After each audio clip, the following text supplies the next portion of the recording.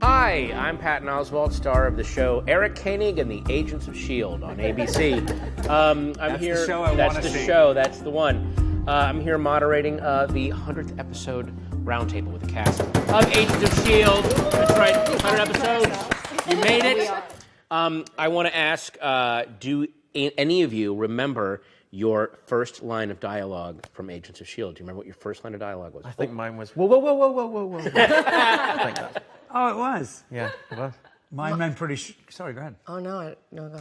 Do you really know? Mine was the voiceover for the pilot, and I don't know. I don't. Was it the? Mine was manos arriba.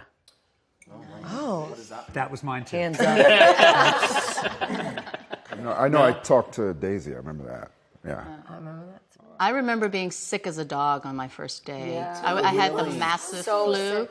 And You had to get thrown into a wall. Yeah, and I got and my voice was like this. So we ADR everything, so I don't remember. You had to come back in and ADR all of your lines on the That first first day, episode. Wow. And you still don't remember them. Yeah. Nope. Didn't do it twice. Something like she got away.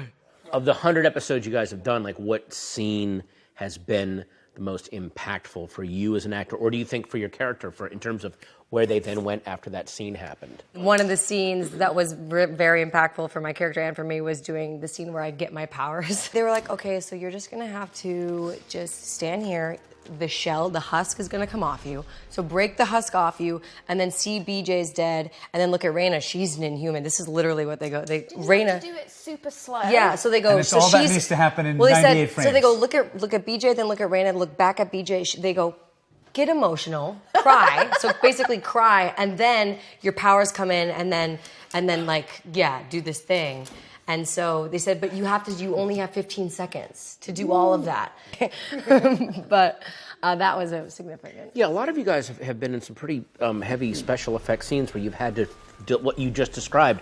There's stuff that's not here that you have got to react to and have human emotions with. So was that weird? Was that a first time for you ever doing that, any of you guys? Our scene where Hope disappears, we had to be crying because he just lost his daughter and things start to disappear in the room. So Bailey, the director, we would be bawling and he would go, pause.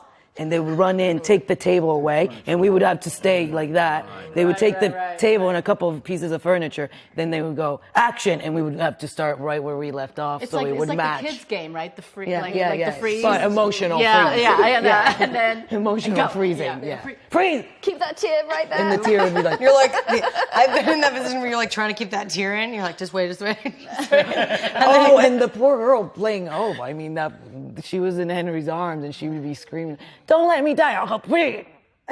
You would just see her like looking at Henry, terrified because you had to be emotional and then just completely start again. You know, you guys have been part of some of the most intense episodes on this show. Elizabeth, there's a whole bottle episode of you on another dimension. That's like one of the best episodes of the show. That's the most written about.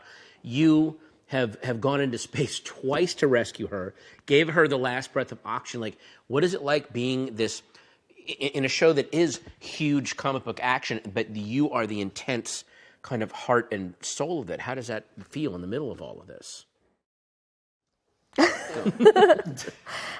I mean, it feels great. I feel like you have to earn those moments. You have to earn those big emotional beats.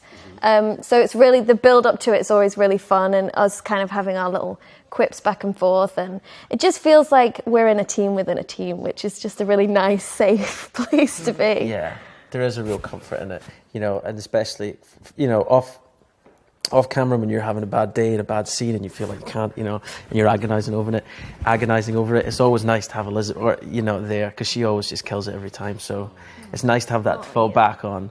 And then also, I don't think it's a coincidence that those characters are actually kind of based on Mo and Jed, our writers, and they kind of have that. They have a very similar relationship in real life. This kind of one that you. The material that they give us to say is just so brilliant. You really don't have to do much to make it. Yeah, and they really developed you two very organically and very realistically. Have there ever been scenes or just even a couple of lines of dialogue where either one of you or both have said, this isn't how Fitzsimmons would say this, or this doesn't feel like, or has it always been really spot on and that's how they would do it? Or Yeah, always been spot on, I think.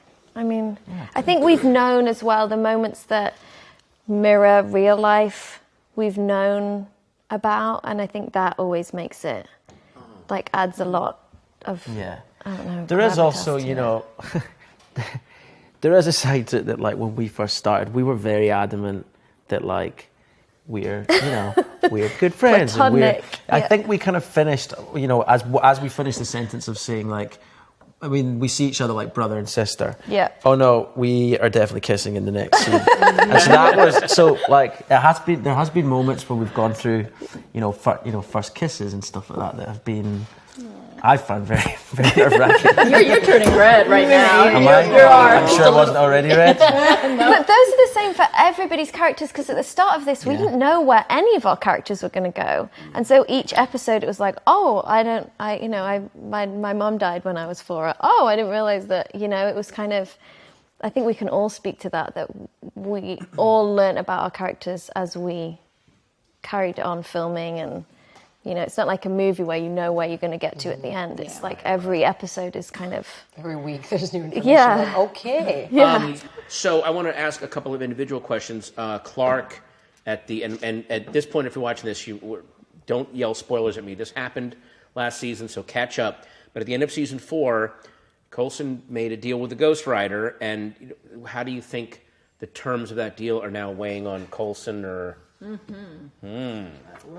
How did you feel when you read that in the script? Like, wait a minute, Coulson's doing this, and Well, there's a scene in that episode you're talking about at the end of season 4 where he's saying goodbye to Robbie Reyes, who's going off on a dimensional road trip, and as you do, in the Duster of Destiny, and he says, you understand what you've just done, something to that effect, and I was like, I don't. Actually, no, I don't. I need to. Jeff Bell, Jad, Mo. Did they tell you? I don't really know. And they said no, because it was actually really interesting. One of those things where, here's what we know. We know that there is a cost to be paid here, and this is going to come back around.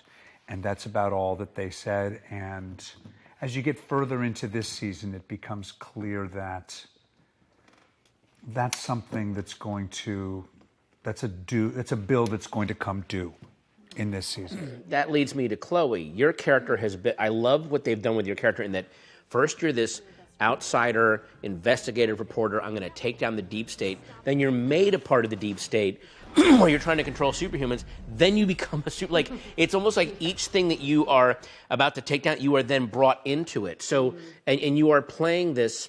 You're a superhuman that remembers when you used to be kind of... I want to expose these people or normal or whatever. So how do you find that balance between, because every aspect of Chloe, Sky, Quake is there in how you play the character. So how's that been? I don't think I found that balance yet. It feels a little crazy.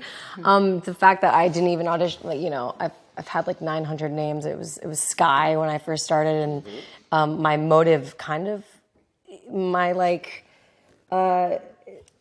my shallow motive has kind of changed constantly, but I feel like she's always been driven towards finding, at first, really just being a part of something, being a part of a family, and that was always kind of her motive. So it has been a ride for sure.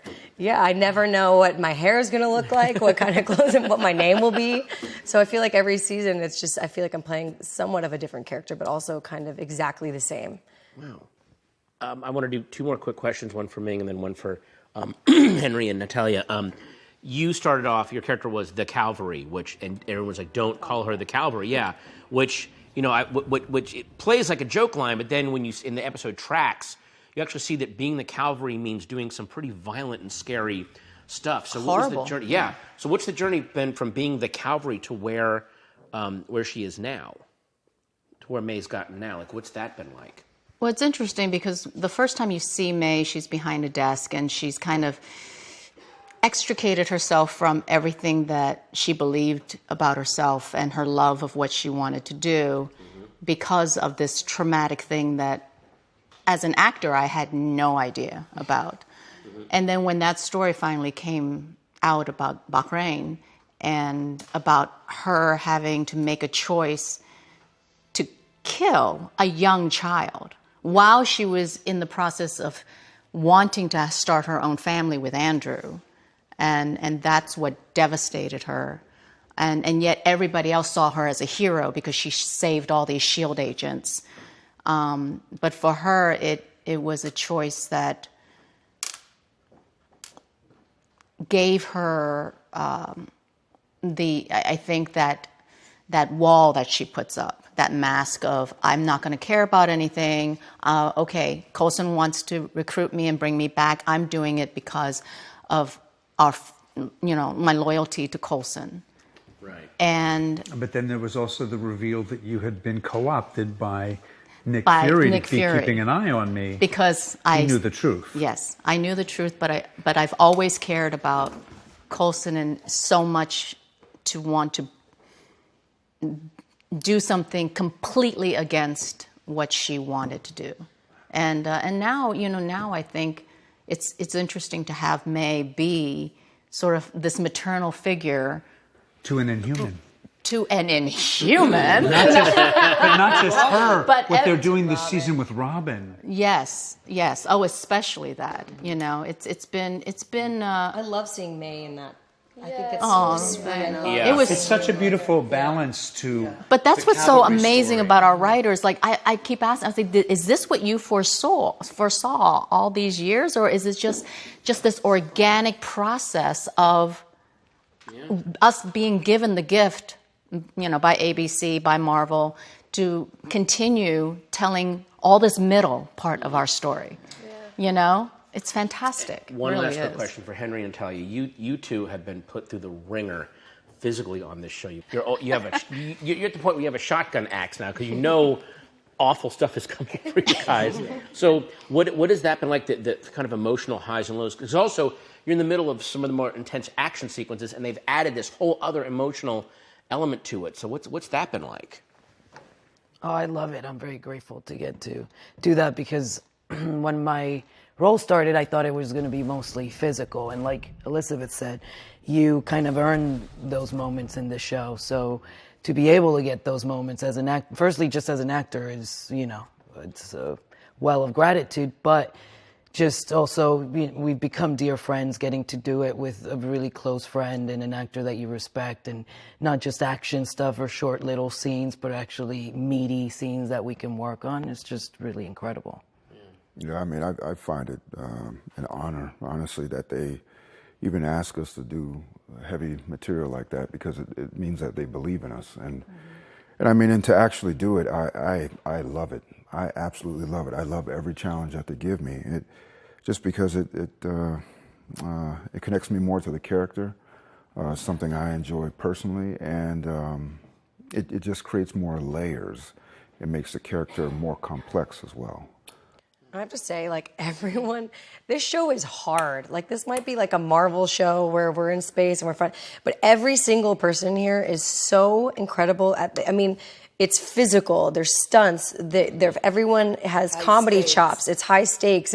But everyone can bring it when emotions need to be brought dramatic. I mean, it's such an impressive group of people to be stuck on a show with for this long. It's such an amazing group of people. Like, I'm just feel really lucky even just sitting here just getting to do this, because it's, everyone here had these huge moments. The Koenigs raised our game. They really did. They really did. I showed up and I really raised the game. Folks, we're going to end on that. Thank you so much. Keep eating your golden frosted Agents of S.H.I.E.L.D. cereal. And we really appreciate it. And we'll see you on episode 200. Thank you so much.